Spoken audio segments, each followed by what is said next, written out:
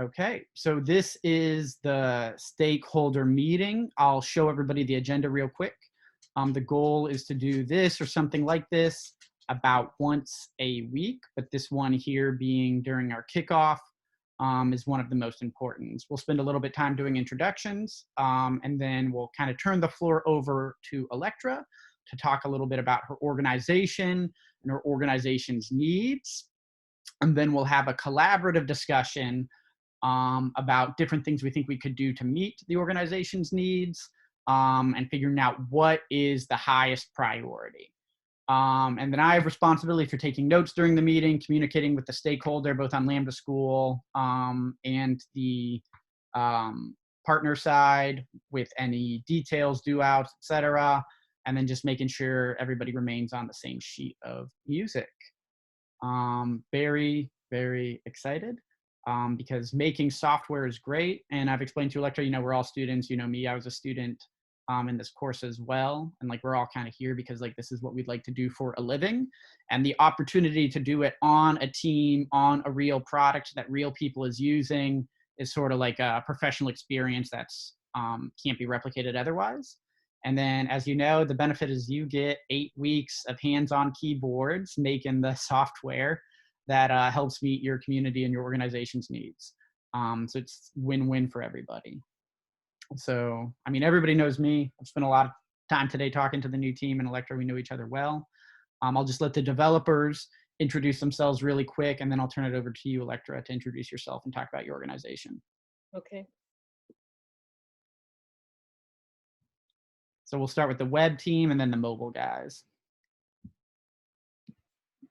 I'll go. I'm Rachel. On the web team, obviously. I'm from Memphis, and I'm ready to build some fun stuff. Okay. I'm excited.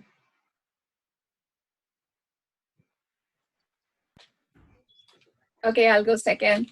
My name is Meenakshi. I'm from New Jersey, and I'm also a web developer. I've been here for 4 months, and I'm pretty excited to work with you guys. Hello, I'm Josue Rodriguez, and I'm from LA. Nice to meet you, Electra. You also. Go ahead. I'm Kenneth Howe. I am a web developer. I'm from Salem, Oregon, and I'm ready to get some real-world experience. Yeah, my name's Daniel, and I am based in the Seattle area, and I'm also on the web dev team.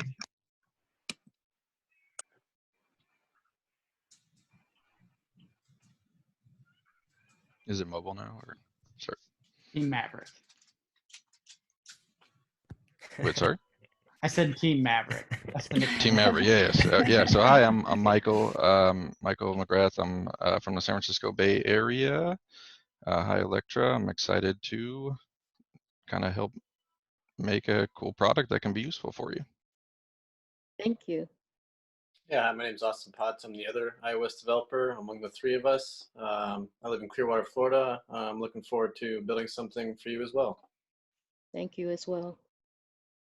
And I am your 3rd iOS developer. My name is Aaron. I'm from Chicago. My partner in crime right beside me is my son. It's an interesting project that I've had the chance to look over so far, and I can't wait to work on it and produce something that would capture your vision that you want. Thank you. All right, so that's the team, Electra. Very good. Thank you, everyone, and it's nice to meet all of you. I'm going to be as brief as possible to be conscious of your time. However, there are some things that I would like to share with you to give you a perspective of what we're doing it for. I live in Detroit, Michigan, in a community called the North End. And we have created an organization called the Historic North End Alliance. And this organization is composed of all of the various block clubs, community associations, and different community groups within the North End. And we meet once a month on the 4th Thursdays where we get together. The purpose is to be able to make people informed about what's going on in the community, give them accurate information, and to resource or to pool resources that we can use collectively and plan collectively to make it a better community. I'm not reading from the script, so there may be a little plug missing, but in essence, that's what the purpose is. With this, we cover various types of communities in the North End. We have a very upscale historical community in the midst of the North End. We have a very poor and very scarce density, scarce housing in a given area. We only have one major park in that particular area with a baseball field, etc. And then in the other areas, it's an area where there's a lot of gentrification taking place. And then we have this area that's kind of just a mix of hodgepodge of a little bit of this and a little bit of that. We have had some competition working together over the years where people would schedule their meetings on the same day as another group's meetings, prohibiting people from being able to go to both meetings if they wanted to. So it became a question of how do we resolve it? And we thought if we had a community calendar, we would be able to go on, people could select the date based upon the availability of the date and ensuring that no one else had already scheduled that date. In addition to just the block clubs doing that, it would be all of the stakeholders within the community that may be having meetings for various reasons, as well as our city council and city representatives who may be calling meetings to meet within the community for various reasons. So when I was speaking with Louis over the past, how long has it been, 6-8 months? Yep. We talked about a myriad of things that would behoove us or enable us to allow people to go in and schedule. And the beta site that he's created and we've looked at, we're real excited about because it's giving us the fundamental things that we need to make that calendar start operating. After Louis introduced me to the beta calendar, I shared it with a couple of stakeholders, and we are now at a point where I gave Louis about a list of 5 things that I thought would help us adjust a little bit better. One may be more difficult than the other, but I just want to go down that list real quickly and then you can isolate it as you wish to discuss further. And excuse my appearance, it's been a hard day. This is, first is being able to see a pre-scheduled event calendar where when they open into the site, there's a little calendar, and I know you've seen it on various sites where all the dates are listed and you can see red dots or green dots based upon who's already scheduled in that date. This would enable the schedulers to go in and hopefully find a date where no one's already pre-scheduled for that date and time. When they see a blank square, they say, well, I can do that date. Let me see if it's available first. And if there is a red dot or whatever color dot indicating someone's already scheduled there, they can still open it up and see what the hours are to determine if there's a blank space that they can schedule in or blank time span they can schedule in.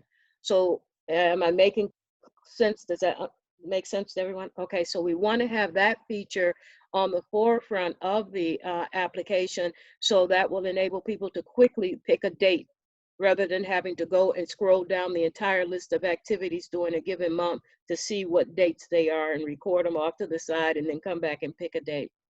We also would like to look at something that enables us to put in an event and schedule it and then be able to make it a reoccurring event, such as our monthly alliance meeting, which is always the 4th Thursday, 6 p.m. at the same location. When we schedule it the first time, we would like to be able to just repeat it for all the subsequent months. We don't meet in the months of December and January, so those 2 months we would be able to not include in the repetition if possible. Is that clear on this? All right, so the calendar view with dots on the schedule. Wait a minute, I had something else.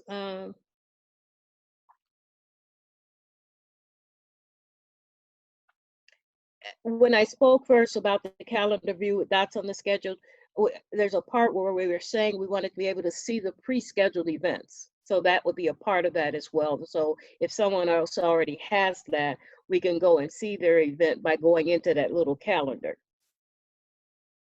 We also, and these are somewhat minor, we would like to be able to see and designate a meeting as being open or public or private or whatever term is most generic, so that if I'm having a subcommittee meeting with a group of only 10 people out of the larger group of the Alliance, I can designate that to be a committee meeting, or I can designate that to be a private meeting. And I'm really sensitive to the word private because we're a public entity and a lot of people get offended and then they think it's suspicious if they hear the word private. So I probably avoid the private word or say something where it's open to the public or a subcommittee meeting. That way they know that, you know, who is invited to it. I got a note here to insert image when an image isn't uploaded. Oh goodness, I don't remember what that was. Insert image when an I image. think it was when you guys were testing out the app. If you didn't include an image, like the event would look a little wonky because like there wouldn't be an image in there and it kind of like threw off the alignment. Yeah, that was right. when we were creating the first event. Right. If we did, if someone, we're trying to use everybody to use their community logo or their block club logo in that image upload. And if that's not there, it sets the text for the meeting a little off kilter. And we were talking about how we can just put a placeholder image there to take that space. So, you know, like JoJo didn't show up for his photo kind of image, you know, so it would hold it and keep everything in alignment.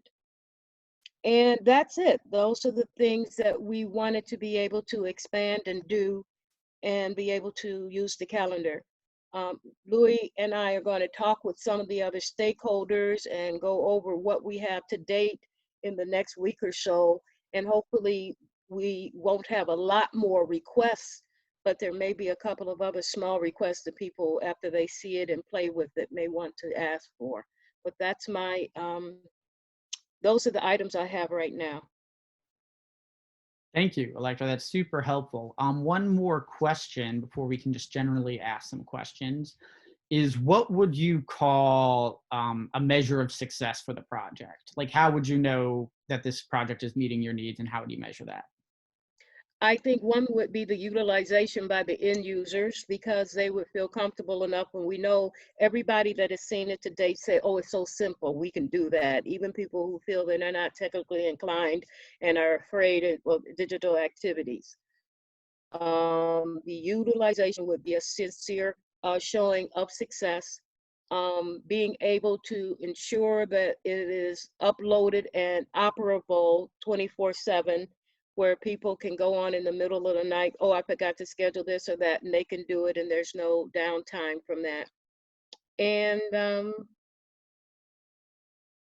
open to future development in the future.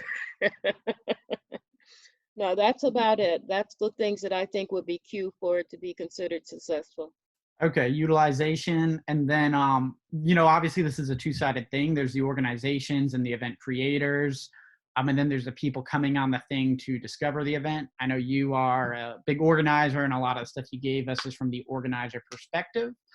But do you think you have any insight on, you know, you talked about utilization. Is the idea that community organizers are using this to schedule and, you know, deconflicting, that's the most kind of important user, and then the residents might join in once the organizer are on the platform?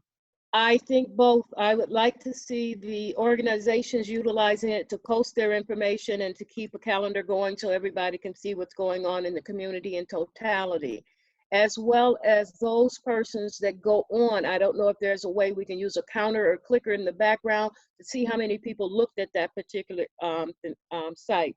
One of our major challenges is being able to get communication out to the masses.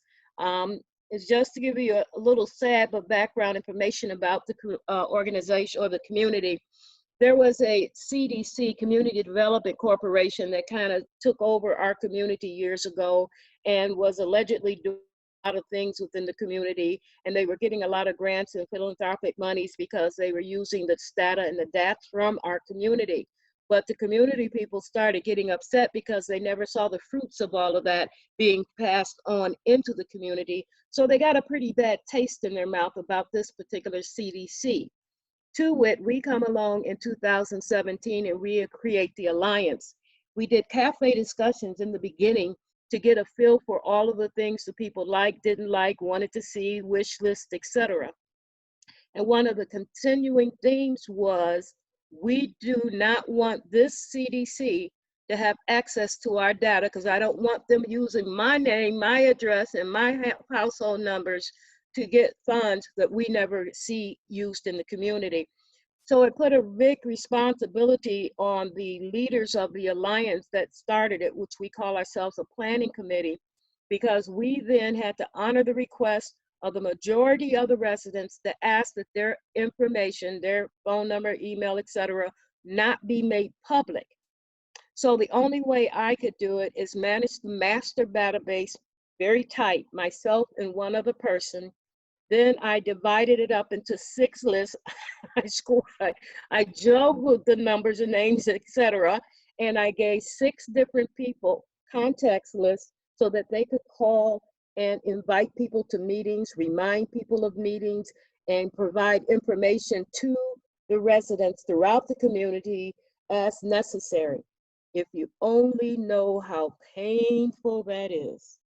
Thus, if they come back and they use the calendar and we can see that they're using it, even people that are not digitally connected will have opportunity to get information from their family members, from their neighbors, etc., or through their block club members. So it would be important to us to be able to have this means of communication as one, stopping a monthly phone call to remind people of the 4th meeting, the 4th Thursday meeting.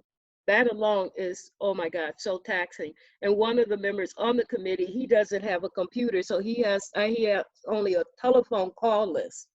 And to get him the information that he's supposed to share with them, I have to prepare it, print it, and walk it over to his, or take it over to his house so he knows what the agenda is for the upcoming meeting. And it's more than I need to do. So if we could get that and post that, I didn't even think about that, posting that particular notice when we post the meeting, that would be wonderful. Because I kind of just give one columner of this is who's going to be speaking at the meeting, or this is the topic of the meeting, or this is the things you need to do, or these are the numbers, email addresses, or websites you need to follow through with to do A, B, C, or D. Thank you, Electra. That's very helpful. I think this is the point on the agenda where we can talk a little bit about the process of us, the development team, and you, the stakeholder, working together. And so just a little insight to our process. This is more or less our full-time job, 8 hours a day, 5 days a week. And then we have this week and next week to make a plan and get to know the technology we'll be using to try and build on this application to add some additional features. And then the week after next is or no later than to start a new feature. We want to ship at least 2 waves, and some teams have been able to do 3 or 5 waves, but it really depends on how big, the release is. And then the way we run software development is we'll have, a top priority feature we tackle, we'll build it, and then we'll release it, and then we'll want to meet with you and talk about that and continue the cycle. And I know you've kind of got the in with the other stakeholders in the community. So as we're adding these additional features, being able to get feedback from them is very important to inform, our subsequent development and the things we're working on. So that's kind of where we're at. And then the time commitment we would hope for from you is to be able to at least touch base once a week, just in general, to share with you what we're working on. And then when we do a big release, to get some help with getting that out to the users in the community and then getting their feedback back to the development team. And then my job is to facilitate all that for you and for the team, and then we'll just develop the product. Okay. So the next thing we're going to talk about is prioritization of features. But before we go into that, I wanted to open up the floor to anyone on the development team that wants to ask questions.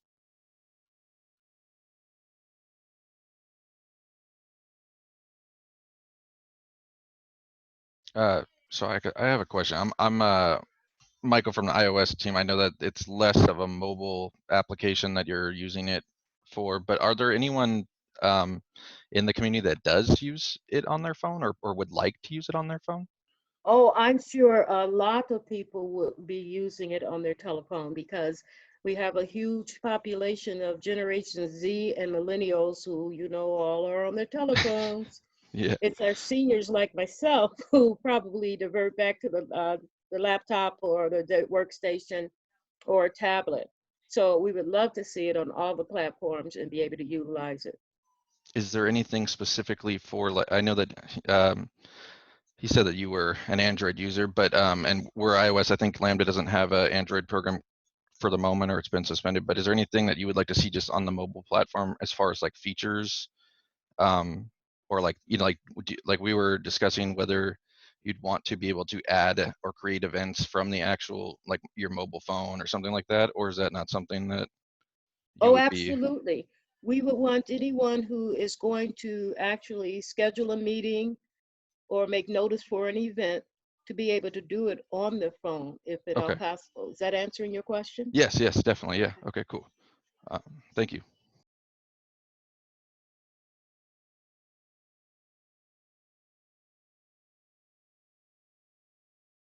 Aaron, I think it says you're off mute, but I can't hear you.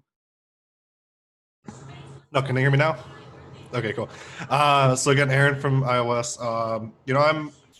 I'm very strong into UI, and with that being said, I guess the one question I always want to double check with a lot of clients that I also work with is accessibility with the users of being user friendly, but also adapting colors that are like color blindness, stuff like that. Are you also looking for that type of accessibility also for them? And That would be wonderful. I am a prior former human resource executive, and I was a part of Americans with Disability Act and forming that act.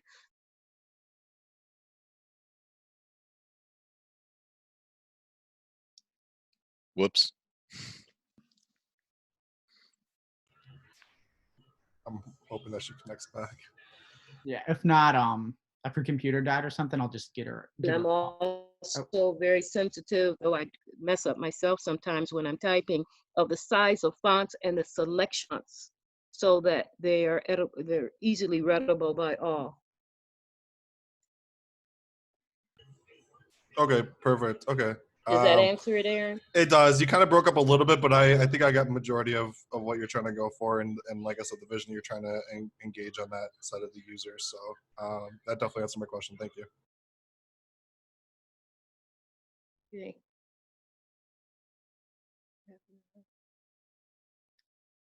Okay, so, oh, Kenneth? Can I ask Aaron to repeat the end? I, for some reason, lost my audio at that time. Can you repeat what you just said, Aaron, please? Yeah, no, I just said everything that you mentioned. I did. You kind of broke up a little bit, but I did get everything that you did say to me. And I'll see what we could do to incorporate some of the accessibility into the app for users. Not just for anyone that has like millennials or something that mostly use the app. And like you said, that if there's more senior folks that don't use their phone but they use the web version, I'm pretty sure the web will probably accommodate for the accessibility on that. But for people that do use their phone and do need it, I'll try to see what we can do to come up with a accommodation for that. Okay, thank you.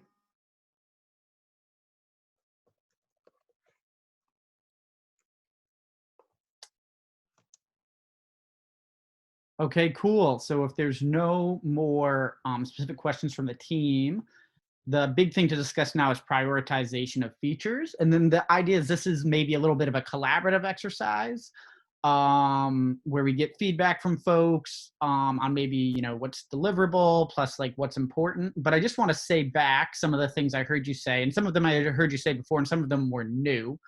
So definitely, and they've seen sort of the written bullet points before the development team has of, especially the calendar view and ideas for what that calendar view is. But it sounds like the big use case is organizers can avoid scheduling on top of each other.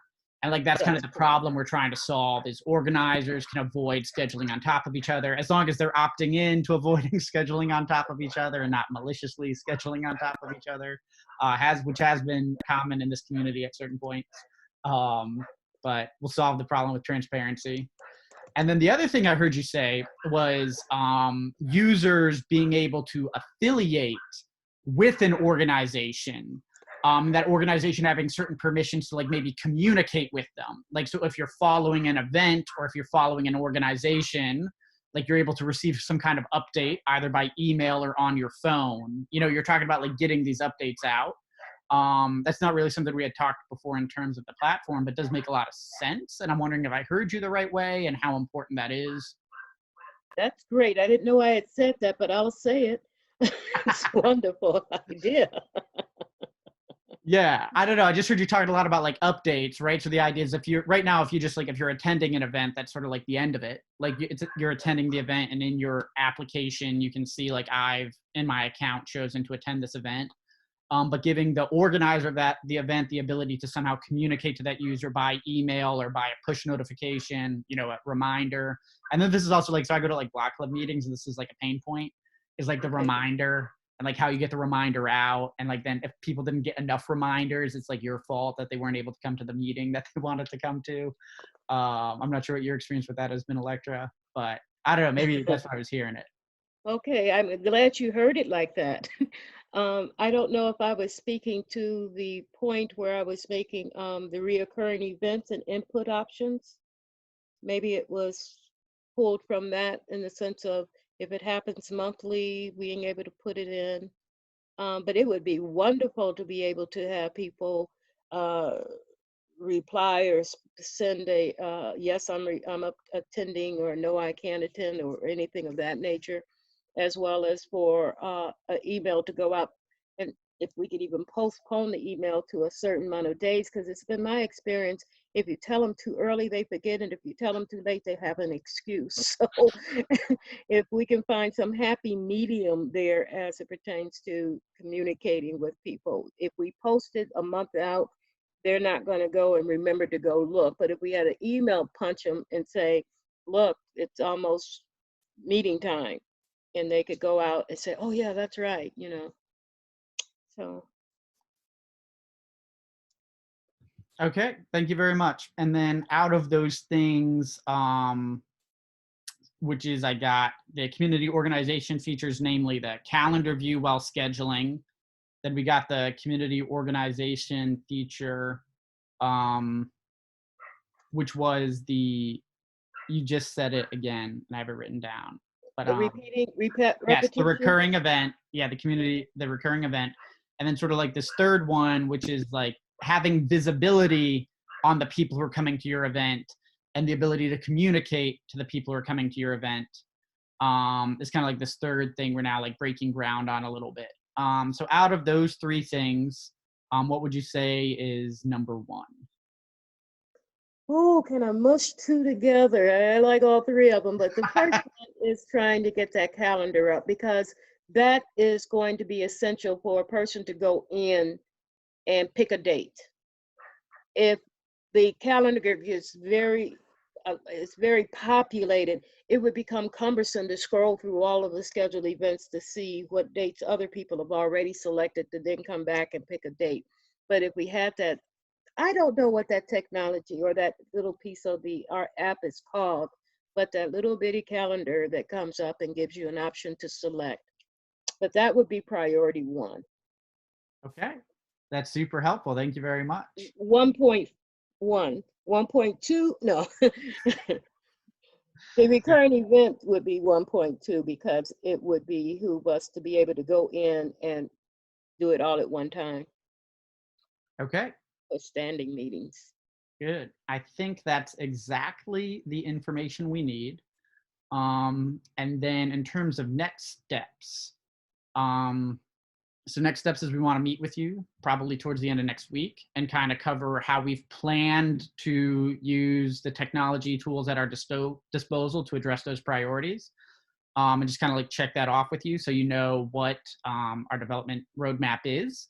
And then we'll have that meeting at the end of the next week. The week following, we'll start development, and then we'll hope to get a check-in with you, so you can kind of get eyes on how we're going and how fast we're going. And then the big things we would like support with in the meantime is, which I'm already knowing you're on top of, is just reaching out to folks to get more user research, more user feedback as we design these UI flows, which I know Aaron and some of the other folks have a particular talent for, to make sure the way we're making things are, meet people's needs, and when they use the app that they are excited about how they're using it. And then I will communicate to you by calendar invites. And then, I think the team kind of has their roadmap and their calendar and everything, so it's all very structured through Lambda School. Any final questions before we close it out, guys? Can I ask a question? You just made something jar. You said when you use the calendar, it sends an invite to an individual? Is that what you're saying? No, I said I would invite you to the things. Like, I was referring to like our meetings. Like, I would send you an invite. Okay.